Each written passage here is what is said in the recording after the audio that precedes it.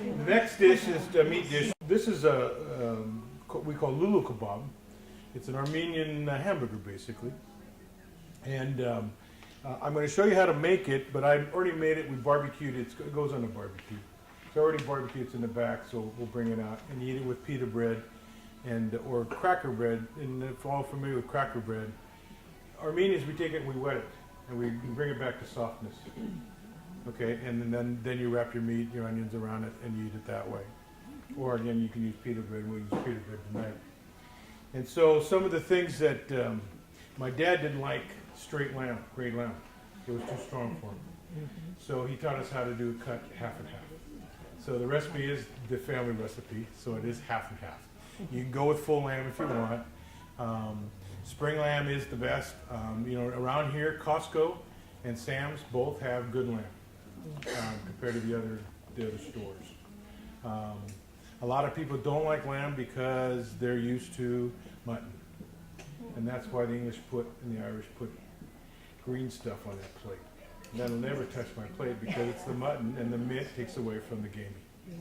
And that's why they use mints. And so when we do it, there's no mint.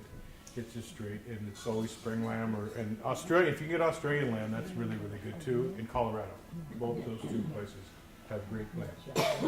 So, and this is one of those things where if you're a true Armenian and true cook, you would just use your hands.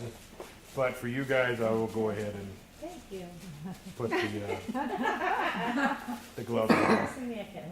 Because this one here, you gotta use your hands, and that's the problem is that to me, this takes away from it. And again, if you don't know this, if you want a sweet onion, besides the Maui's and the stuff that are grown sweet, look for flat. The flatter the onion, the sweeter the onion is, no matter what kind it is.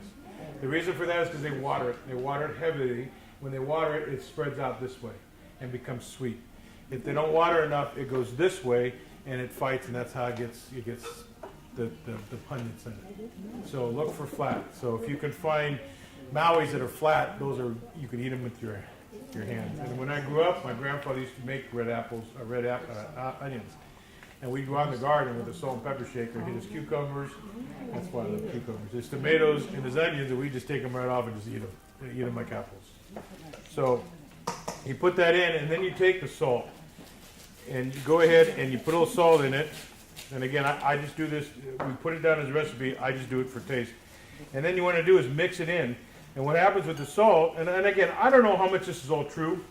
This is what I was taught. Like I said, I'm not a chef, so I don't know if it's true, but the salt brings out the sweetness of the onions.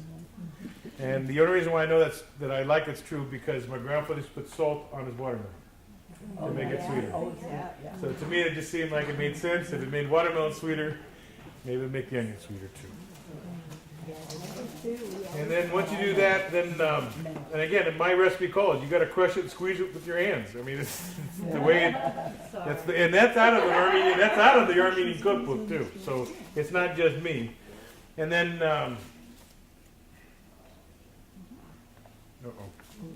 that's the other thing. You got to be all ready. This is what I did. Again, I cheated a little bit. This is the paprika and the pepper.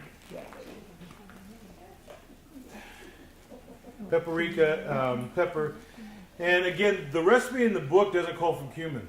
I like cumin. I like the way cumin tastes, especially in Armenian foods and stuff. So I put cumin in it. So my recipe has cumin in it. That's why, again, it's a family recipe.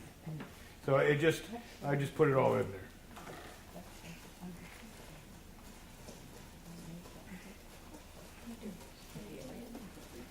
And then basically you got, and I have a little bit of lamb and a little bit of ham and beef. And you can get that at any store, they still carry it. And then the olive oil. Now the only problem is you got to watch this when you cook it. Because the lamb is going to be flammable. So when you're cooking it's going to flame up. So you want to be able to watch it. And then when you put the olive oil with it, it's just got a big old fire. Yeah, you just mix it up and you get it all mixed up. Now the original recipe calls, these were made as, put on skewers. They look like little sausages or hot dogs. I got tired of the skewers, so I just make hamburger patties. Again, changing over. But once you've mixed it up, and you got to give it a good mix, and that way the onions move around. And oh, another one, parsley. Sorry, I knew there was something not green. Parsley, fresh parsley, again, in the Cuisinart, just chop it up real good. And the parsley does put a nice little taste to it. You'll see when you have it. And the ones I did at home too, I wore gloves. Yes, I did. The problem is there were so many of them I didn't want to smell. That's the other problem too. When you use your hands, they smell like this stuff a while, especially cumin. So I use gloves.